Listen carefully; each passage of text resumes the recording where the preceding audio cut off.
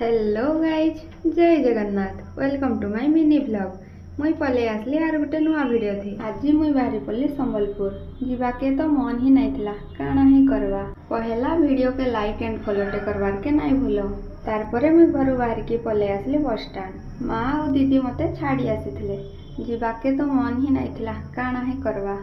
हेनु room रे पहुंचला परे मैं फ्रेश होई करे पूजा सारी नेली तारपरे माँ सब रोसई करिकी देइथिले आमे सबे खाई नेलु तारपरे मोर रूममेट भी पले आसला आउ मुई बाहरी करे पले गली कॉलेज कहाँ जे कि आज हमर इंटरनल एग्जाम थिला